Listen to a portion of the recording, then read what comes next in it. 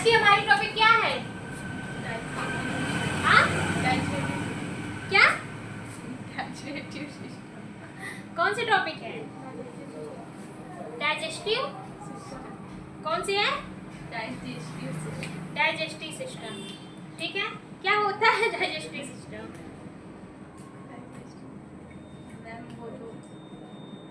पचता है खाना, पचता है, डाइजेस्ट करना मतलब इसको पाचन सिस्टम के नाम, पाचन तंत्र के नाम से भी जानते हैं हिंदी में। इसका खाने को पचाने की प्रोसेस क्या कहती है? डाइजेस्टिव सिस्टम या फिर पाचन करती है। भोजन को पचाने की प्रोसेस क्या कहलाती है? पाचन तंत्र। पाचन तंत्र कहलाती है। इसको बोलते हैं ना डाइजेशन कहलाती है। भोजन को पचाने के लिए डाइजेशन कहलाता है। भोजन को पचाने की प्रोसेस डाइजेशन कहलाती है। क्या पचता है? जो हम खाते हैं बस वही जाता है, पच जाता है और फिर बाहर निकल जाता है, यही ना? क्या यही डाइजेशन है? नहीं मैम, जो होता है उसका प्रोटीन वगैरह ये सब, मतलब कि अपना जो होती है नसें वो अपना ले लेती हैं, उसका में जो कचरा बचता है वो बाहर। वेस्ट। भोजन को पचाने की प्रक्रिया ही सिर्फ डाइजेशन नहीं करती है। भोजन को पचाने की प्रक्रिया ही सिर्फ डाइजेशन नहीं कहलाती है। भोजन में जितने भी न्यूट्रिशंस होते हैं उसका एब्जॉर्प्शन भी हमारा क्या कहलाता है? डाइजेशन कहलाता है। एब्जॉर्प्शन। जो आप भोजन खाते हैं, वो सिर्फ भोजन नहीं रहता है, भोजन रहता है लेकिन उसके साथ साथ कितने न्यूट्रिशंस आप लेते हैं। जैसे दूध में क्या क्या मिलता है भाई? दूध में विटामिन मिलते हैं, विटामिन, प्रोटीन वगैरह सब मिलता है। दाल में रोटी में क्या मिलता है? कार्बोहाइड्रेट मिलता है। ठीक है, चावल में क्या मिलता है? कार्बोहाइड्रेट मिलता है। सोयाबीन में क्या मिलता है? प्रोटीन से मिलता है। दाल में क्या मिलता है? तो ये जो न्यूट्रिशंस होते हैं, कार्बोहाइड्रेट, प्रोटीन्स, वसा, विटामिन, ठीक है, ये सब किसमें प्रेजेंस होते हैं? ये सब फूड में प्रेजेंस होते हैं। फूड्स जो आप खाते हैं, फूड्स मतलब होता है भोजन, जो आप भोजन करते हैं उसी में प्रेजेंस होते हैं। सोयाबीन में प्रोटीन्स पाया जाता है, मूंगफली में प्रोटीन्स पाया जाता है, चावल में कार्बोहाइड्रेट पाया जाता है, रोटी में कार्बोहाइड्रेट पाया जाता है। ठीक है, ऐसे ही बहुत सारे कंपोनेंट्स आपको मिलेंगे जिसमें विटामिन वगैरह सब कुछ पाए जाते हैं। तो ये जो हमारा डाइजेस्टिव सिस्टम एक ऐसी प्रोसेस होती है, ये फूड जो आप फूड खाते हैं उसमें से जितने भी न्यूट्रिशन उसमें प्रेजेंस है उसको क्या करता है? निकाल देता है। निकाल कर अपने बॉडी के पार्ट में दे देता है, निकाल कर ब्लड में एब्जॉर्ब करता है और ब्लड के थ्रू वो पार्ट्स, वो जो न्यूट्रिशन होते हैं वो कहाँ पे चले जाते हैं? हमारे डिफरेंट बॉडी पार्ट के पास चले जाते हैं। फिर इसके बाद जो बेस्ट प्रोडक्ट बचता है उसको हमारे बॉडी से इलिमिनेट कर देते हैं, मींस की स्क्रीन आउट कर देते हैं। और यही प्रोसेस क्या कहलाती है? डाइजेशन कहलाती है। डाइजेशन एक ऐसी प्रोसेस है, सिर्फ भोजन को पचाने की प्रक्रिया डाइजेशन नहीं कहलाती है, बल्कि भोजन में से जितने भी न्यूट्रिशन वगैरह होते हैं सबका एब्जॉर्ब करवाना और वेस्ट प्रोडक्ट को बाहर रिमूव करवाने तक की प्रोसेस हमारी डाइजेशन कहलाती है। ठीक है, बात समझ में आई? अब ये जो डाइजेशन होते हैं, ये होता किसका है? डाइजेशन किसका होता है? पाचन किसका होता है? फूड का होता है। फूड में किस पदार्थ का पाचन होता है? जो आप खाते हैं। आप पीते भी तो हैं? पीते भी तो हैं। क्या पानी का भी डाइजेशन होता है? पानी तो मैम, क्या पानी भी हमारे छोटे छोटे पार्ट में टूटते हैं? डाइजेशन हमारे दो प्रोसेस में होते हैं। एक्चुअली में जो डाइजेशन होता है वो किसका होता है? हमारे जो जटिल पदार्थ होते हैं जिसको हम लोग क्या बोलते हैं? लार्ज पार्टिकल्स या फिर सॉलिड पार्टिकल्स। लार्ज पार्टिकल्स, ठीक है, या फिर बोलते हैं सॉलिड पार्टिकल्स। जो हमारे सॉलिड पार्टिकल्स होते हैं उसका ही क्या होता है? डाइजेशन होता है।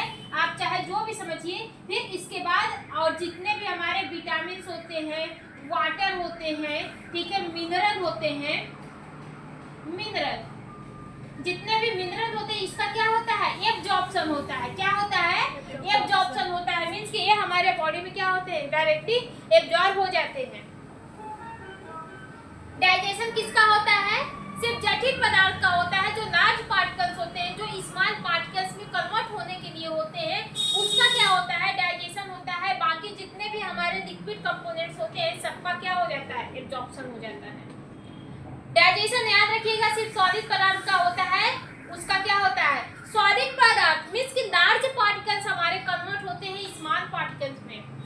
लार्ज पार्टिकल्स हमारे कन्वर्ट होते हैं स्मॉल पार्टिकल्स में। आप जो चावल देते हैं और जो रोटी देते हैं और सब्जी एक साथ मिलाकर आप जो खाते हैं तो वो आपका क्या होता है, लार्ज पार्टिकल्स होता है। फिर आपका टीथ क्या करता है, उस भोजन को छोटे छोटे पार्ट्स में कन्वर्ट करता है। मींस कि उस भोजन को लार्ज पार्टिकल से स्मॉल पार्टिकल्स में कन्वर्ट करता है।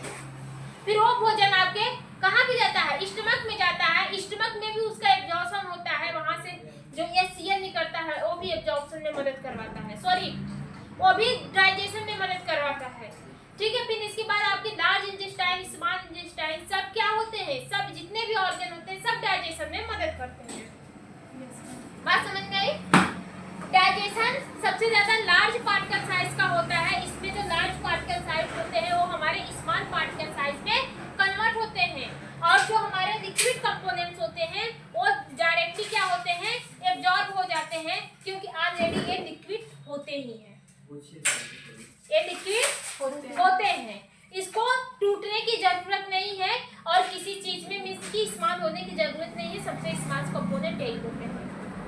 ठीक है, डाइजेशन क्लियर हुआ। डाइजेशन क्या है, डाइजेशन एक ऐसी प्रोसेस होती है जहाँ पे न्यूट्रिशंस क्या होते हैं, हम जो फूड में जितने भी न्यूट्रिशंस होते हैं उसको डाइजेशन प्रोसेस के थ्रू हमारे ब्लड में एब्जॉर्ब कराया जाता है और बेस्ट प्रोडक्ट को बाहर निकाला जाता है। ब्लड में जो कंपोनेंट्स एब्जॉर्ब हुआ है उसको डिफरेंट बॉडी के सेल्स तक डिस्ट्रीब्यूट किया जाता है बाय द सर्कुलेटरी सिस्टम। ठीक है, इसी प्रोसेस को क्या कहते हैं, डाइजेशन कहते हैं। अब एक इंट्रा सेलुलर आपको मिलेगा, एक एक्स्ट्रा सेलुलर मिलेगा। इंट्रा सेलुलर और एक्स्ट्रा सेलुलर क्या समझते हैं, इंट्रा मतलब क्या समझते हैं, एक्स्ट्रा मतलब क्या समझते हैं। इंट्रा मतलब अंदर, एक्स्ट्रा मतलब बाहर। एक्स्ट्रा मतलब बाहर। अब देखिए डाइजेशन क्या है, the digestion system, sorry the digestive system transfer nutrition from the external environment into the food. ठीक है, to the internal environment in the body, nutrients are distributed to the difference of the body, different cell of the body with the help of circulatory system। एक point ये कह रही है कि जो हमारा डाइजेशन होता है, डाइजेशन क्या होता है, डाइजेशन में क्या होता है, जो डाइजेस्टिव सिस्टम होता है, डाइजेस्टिव सिस्टम में क्या होते हैं, न्यूट्रिशंस का ट्रांसफर होते हैं। न्यूट्रिशंस का ट्रांसफर होते हैं। कौन से न्यूट्रिशंस, जो हमारे एक्सटर्नल एनवायरनमेंट में प्रेजेंस है, जो हमारे एक्सटर्नल एनवायरनमेंट में प्रेजेंस है। अब भाई एक्सटर्नल एनवायरनमेंट में प्रेजेंस है मींस कि खाने पीने की चीज है, खाने पीने की चीज वो हमारा क्या है, फूड। मींस इसको बोल सकते हैं ऐसे न्यूट्रिशंस जो हमारे फूड में प्रेजेंस है उसका क्या होता है, ट्रांसफर होता है। कहाँ पे ट्रांसफर होता है, इंटरनल एनवायरनमेंट में। इंटरनल एनवायरनमेंट हमारे बॉडी के अंदर का बात कर रहा है। ठीक है, इंटरनल एनवायरनमेंट पे क्या होता है, ट्रांसफर होता है। यही देखा, यही बोला है यहाँ पे, टू द बॉडी। ठीक, इन द बॉडी मीन्स कि हमारे बॉडी के अंदर ट्रांसफर होता है। बात समझिए, जो ये फूड है, फूड हमारे कहाँ पर है, ये हमारे एक्सटर्नल एनवायरनमेंट में है। डाइजेशन क्या करता है, डाइजेशन जो होता है ये फूड से क्या करता है, न्यूट्रिशंस को अपने अंदर लेता है और उसको ट्रांसफर करता है हमारे इंटरनल एनवायरनमेंट में, मींस कि हमारे बॉडी में। कहाँ पे ट्रांसफर करता है, हमारे बॉडी में क्या करता है, न्यूट्रिशंस को ट्रांसफर कर देता है। फिर क्या होता है, nutritions are distribute to different cell. और जो न्यूट्रिशंस होते हैं वो क्या होते हैं, वो डिस्ट्रीब्यूट होते हैं हमारे जितनी भी सेल्स होती हैं हर जगह, पैर में, हाथ में, ब्लड में, किडनी में, लीवर में। ठीक है, हर जगह तो न्यूट्रिशन चाहिए, हर जगह एनर्जी चाहिए भाई। डाइजेशन होने का मुख्य कारण क्या होता है, एनर्जी। डाइजेशन भाई क्यों देते हैं, डाइजेशन हमारे बॉडी में क्यों होता है? डाइजेशन होने का सिर्फ मुख्य कारण ही होता है एनर्जी। आपकी बॉडी, जब तक आपके बॉडी को एनर्जी नहीं मिलेगा तब तक आपकी बॉडी पूरी तरह से परफॉर्मेंस नहीं कर पाएगी अपना फंक्शन। ठीक है, तो डाइजेशन का मुख्य काम होता है एनर्जी। इसीलिए आप खाते हैं, खाने के बाद जो एनर्जी आप लेते हैं फूड से, भोजन से, अगर उसका यूज हो रहा है तो आपको बहुत जल्दी भूख लगेगी। अगर आप कोई वर्क कर रहे हैं, वर्क करने वाले इंसान देखिए 3 रोटी 4 रोटी हमेशा खा जाते हैं। अब जो दिन भर सोया ही रहता है वो 1 रोटी भी नहीं खा पाता है। क्यों? उसको भूख ही नहीं लगेगी भाई। अभी जो 1 रोटी से एनर्जी लिया है वो कहीं पे इन्वेस्ट नहीं कर पाया है। ठीक है भाई, एनर्जी देखो, बॉडी को एकदम ज्यादा एनर्जी भर देना भी पूरी बात होती है। ठीक है, उसका यूज तो करो ना, तभी तो आपकी बॉडी को वीकनेस फील होगा, तभी तो भूख लगेगी। डाइजेशन का सिर्फ मुख्य मतलब यही होता है कि आपके बॉडी को एनर्जी दे।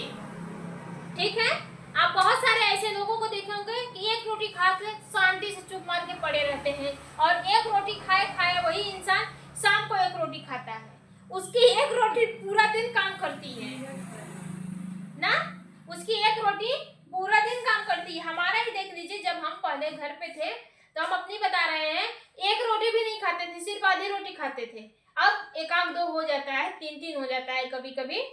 तो ठीक है, तो क्यों? क्योंकि मेरे को बोलना पड़ता है, मेरी बॉडी वर्क कर रही है, तो वर्क के हिसाब से एनर्जी की जरूरत होती है। और एनर्जी कहाँ से मिलेगी हमको?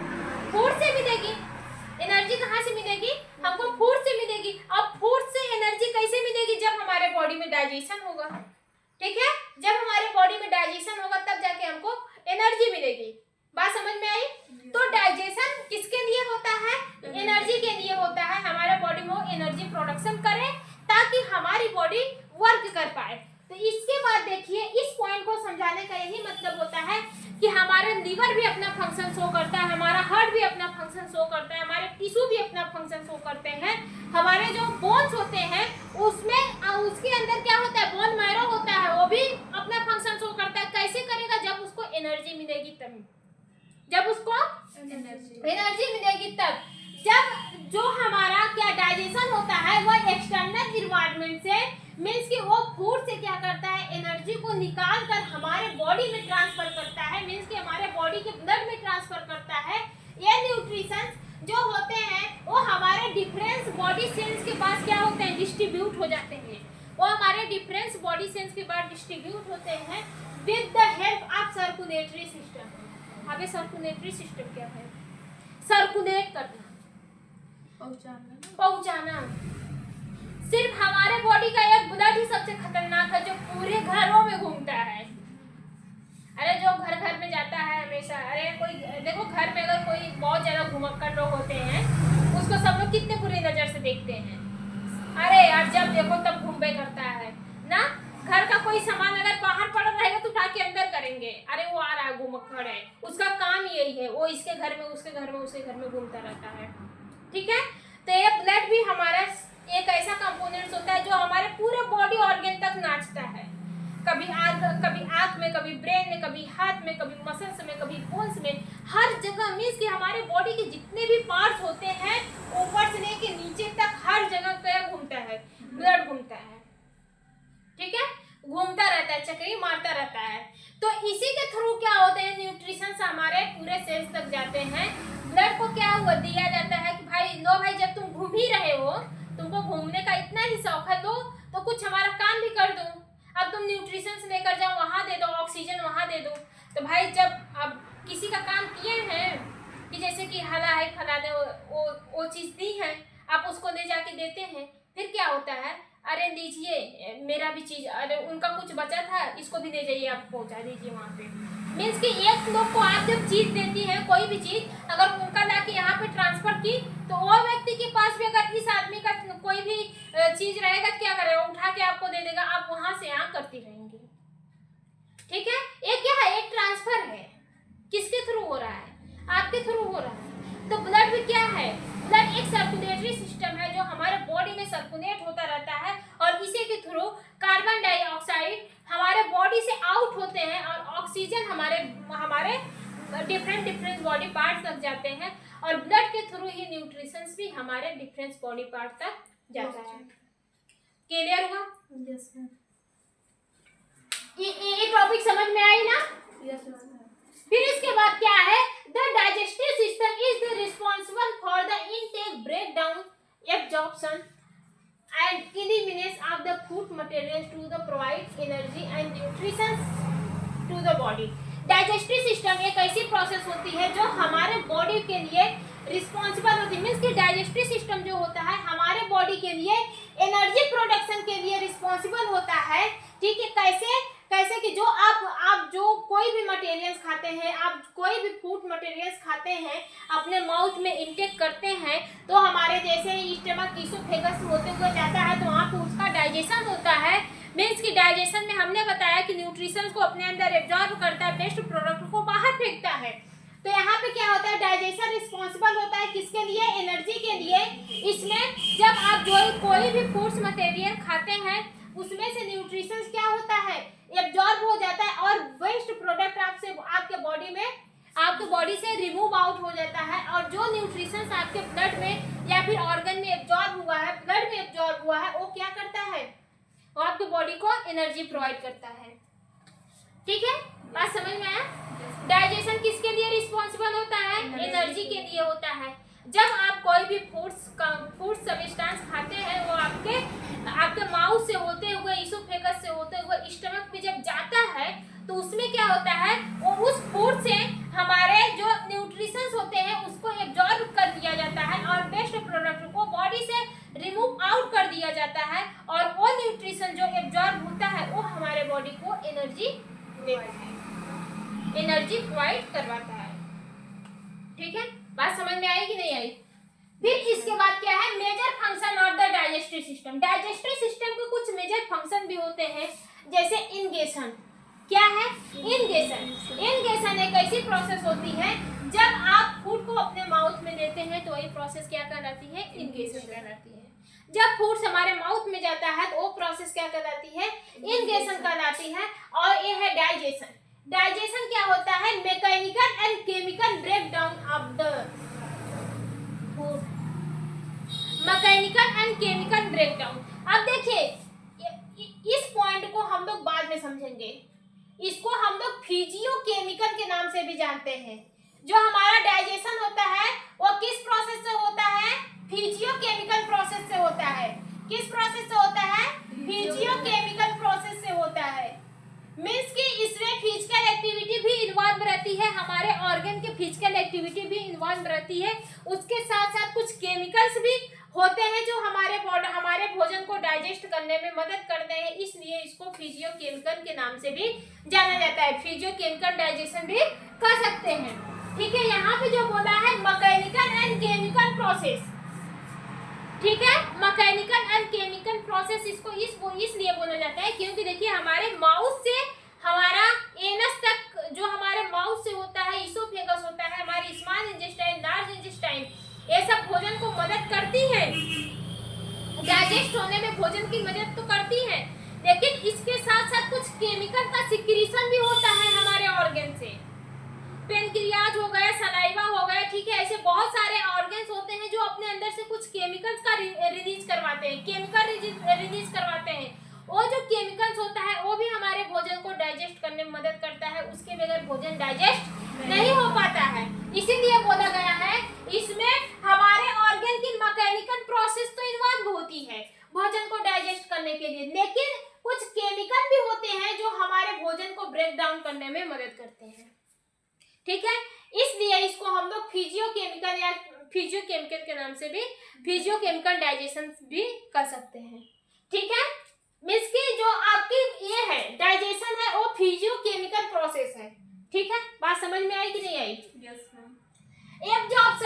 एब्जॉर्प्शन क्या होते हैं, जब कोई भी सब्सटेंस आपके बॉडी में एब्जॉर्ब हो जाए। आप बहुत सी देखें एब्जॉर्ब हो रहा है, अरे एब्जॉर्ब हो रहा है। एब्जॉर्ब मतलब क्या होना, सोख लेना। एब्जॉर्ब मतलब क्या होता है, सोख लेना। जब एक कॉटन पानी को अपने अंदर सोखता है तो उस प्रोसेस को क्या करते हैं, एब्जॉर्प्शन करते हैं। जैसे एक कॉटन आप लीजिए, रुई लीजिए कॉटन, उसमें आप पानी डालिए, पानी का पता नहीं चलेगा। क्यों? क्योंकि वो जो रुई है आप भाई बहुत ज्यादा डाल देंगे तो वो जो रुई है, और रुई क्या कर रही है, अपने अंदर पानी को एब्जॉर्ब कर लेती है, लेकिन जब उसको आप गाड़ेंगे तो उसमें से पानी निकलेगा। ठीक है, तो ऐसे ये क्या होती है, एब्जॉर्प्शन एक ऐसी प्रोसेस होती है, इसमें क्या होते हैं, हमारे न्यूट्रिशंस ब्लड में एब्जॉर्ब हो जाते हैं, ब्लड और लिम्फ में एब्जॉर्ब हो जाते हैं। कहाँ पे हो जाते हैं, ब्लड और लिम्फ में एब्जॉर्ब हो जाते हैं, या फिर ब्लड और हमारे लिम्फ में क्या होते हैं, ट्रांसफर हो जाते हैं। मींस कि फूड से निकलते हैं, फूड से क्या होते हैं, निकलते हैं, और फूड से निकलने के बाद क्या होते हैं, जो न्यूट्रिशंस रहते हैं वो हमारे कहाँ पे ट्रांसफर हो जाते हैं, ब्लड में ट्रांसफर हो जाते हैं, वेस्ट प्रोडक्ट बॉडी से बाहर निकल जाते हैं। ठीक है, एब्जॉर्प्शन समझ में आया। एब्जॉर्प्शन एक ऐसी प्रोसेस होती है जब न्यूट्रिशंस हमारे ब्लड में ट्रांसफर होते हैं, यही प्रोसेस क्या कहलाती है, एब्जॉर्प्शन कहलाती है। ठीक है, फिर इसके बाद फिर क्या है, इसिमिलेशन। क्या है, इसिमिलेशन क्या होता है, assimilation utilization of the absorption nutrition from the cell. Assimilation क्या होता है, ये जब हमारा ब्लड है, ब्लड में हमारा क्या है, न्यूट्रिएंट है। ठीक है, ये न्यूट्रिएंट जब हमारे डिफरेंट बॉडी पार्ट्स तक जाएगा, कहाँ पे, डिफरेंट बॉडी पार्ट तक जाएगा। ये हमारा क्या है, ब्लड है, इसको ब्लड समझिएगा, ब्लड में क्या है, न्यूट्रिएंट है।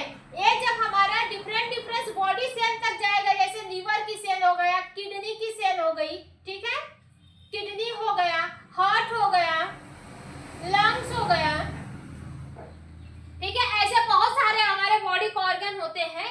जब ये न्यूट्रिशन हमारा ब्लड से हमारे डिफरेंट बॉडी टिश्यू तक, सॉरी बॉडी के सेल तक जाता है, वही प्रोसेस क्या कहलाती है, एसिमिलेशन कहलाती है। वही प्रोसेस क्या कहलाती है, एसिमिलेशन कहलाती है।